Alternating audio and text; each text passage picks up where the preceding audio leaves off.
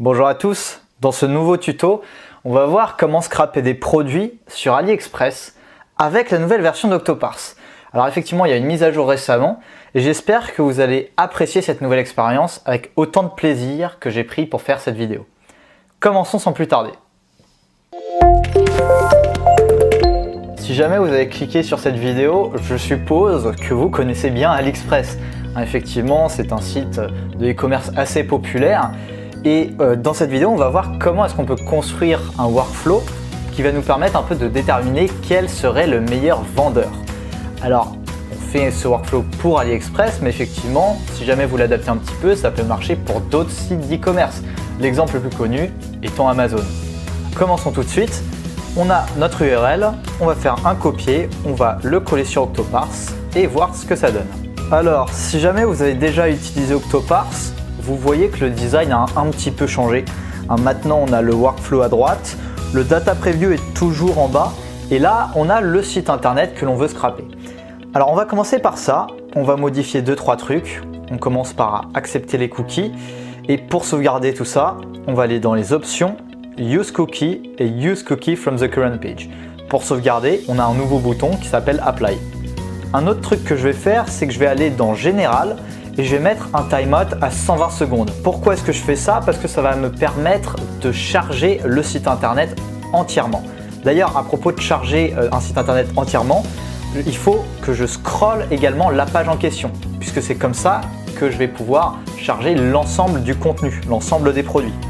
Alors dans ce cas, je clique sur Apply, je reviens encore une fois dans les options, et là je vais faire Scroll down the page after it's loaded. Supposons que je vais scroller la page, disons 10 fois, ça suffira. Et je clique sur Apply. Voilà, comme ça on est sûr que l'ensemble des données va être chargé. À présent, on va un peu commencer en douceur. On va faire ce qu'on appelle une pagination. C'est ce qui va nous permettre de scraper des données sur plusieurs pages. Alors je désactive le Browse Mode juste là.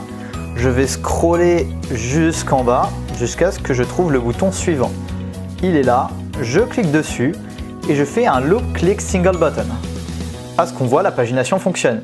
Mais pour qu'elle fonctionne réellement, on va mettre un Ajax à 15 secondes. Comme ça, hop, c'est bien mieux. Comme ça, ça va laisser le temps à Octoparse de charger la page en question. Et enfin, comme on l'a fait pour la première page, on va aller dans les options. On va faire un scroll down et vous l'avez compris, on va scroller la page 10 fois vers le bas et on clique sur Apply. Ok, la pagination c'est fait. Maintenant, on va faire une loop item. C'est ce qui va nous permettre de sélectionner l'ensemble des produits qui se trouvent sur cette page.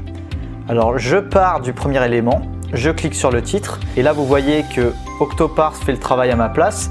Il y a marqué que 60 éléments similaires ont été trouvés.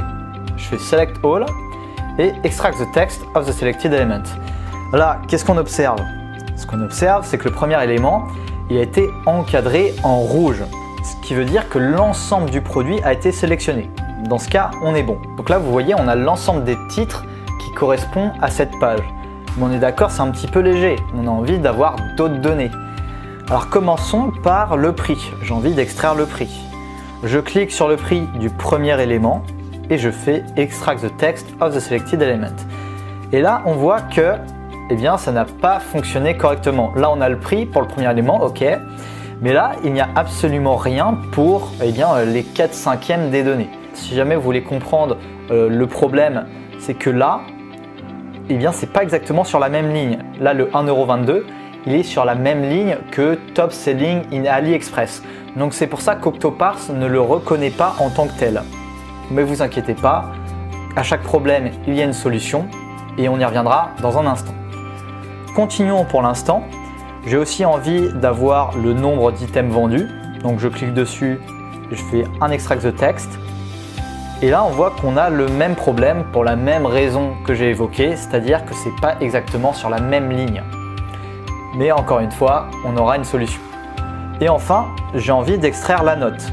Donc je clique sur la note et encore une fois, on voit qu'on a encore le même problème.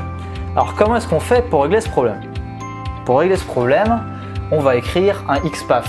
Je vais même vous dire mieux, le XPath, je l'ai déjà préparé, donc vous n'avez plus qu'à le copier-coller. Voici le XPath qui correspond au prix.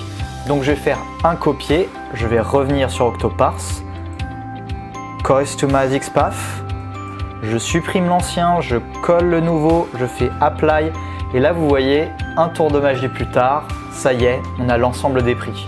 On va répéter l'opération avec le nombre d'items qui ont été vendus. On va faire un copier.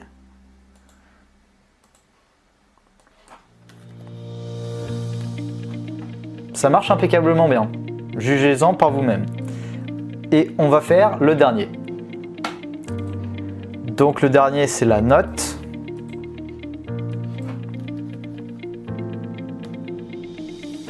Et voilà le travail. C'est quand même bien mieux qu'on se l'accorde. Avant de continuer, je vais vous donner une petite astuce. Si jamais vous avez envie de changer le nom des fields, des domaines, parce qu'effectivement, field 1, texte 1, texte 2, c'est un petit peu générique, c'est vrai. Alors on va faire un double clic et on va noter nom. Après on va noter prix, on va noter vente et on va noter note. Maintenant, ce qu'on va faire, c'est qu'on va cliquer sur chacun des titres, comme ça on aura accès à la page détaillée. Et une fois qu'on sera sur la page détaillée, on va pouvoir extraire de nouvelles données. Je clique donc sur le titre du premier élément et je fais un click element. Et voilà, ça y est, on a accès à la page détaillée. Maintenant, on peut extraire de nouvelles données. Alors, c'est en fonction de vous, mais par exemple, j'ai envie d'extraire les avis, je vais extraire les avis. Je peux aussi extraire les abonnés, allez, pourquoi pas. Et me semble-t-il, ouais, voilà, on a la livraison, on a des détails sur la livraison gratuite, la livraison estimée. Je vais faire un extract the text. On n'est déjà pas trop mal. À vrai dire, j'ai envie d'extraire une dernière donnée. C'est celle-ci. Vous voyez là le 2 juin 2019, c'est la date d'ouverture du magasin en quelque sorte. Alors comment est-ce que je fais pour extraire cette donnée? Je vais cliquer sur le titre et je vais faire un hover of the selected URL. Voilà, le hover on, on pourrait traduire ça par passer la souris sur. Et une fois que c'est bon, je vais sélectionner 2 juin 2019 et un extract the text. Allez, on a presque terminé. J'ai juste envie de rajouter un petit temps d'attente lorsqu'on va extraire les données. Comme ça, il y aura sans doute moins d'erreurs, moins de cellules vides. Alors supposons qu'on va attendre seulement 2 secondes, ça suffira. Et maintenant, ça y est, bravo, parce que là, on a terminé notre workflow.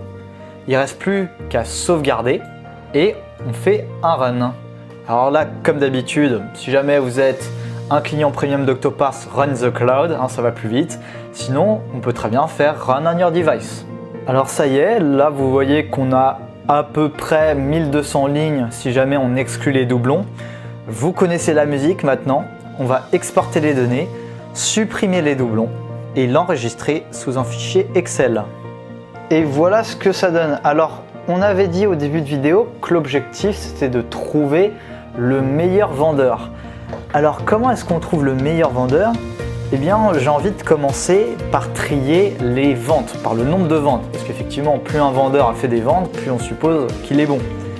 Pour ça je vais faire un truc qui peut paraître un peu bizarre, mais vous allez voir que ça va être utile. On va rechercher et on va remplacer dans la colonne vente. Je vais remplacer le mot vendu entre parenthèses avec un S et je vais le remplacer par rien.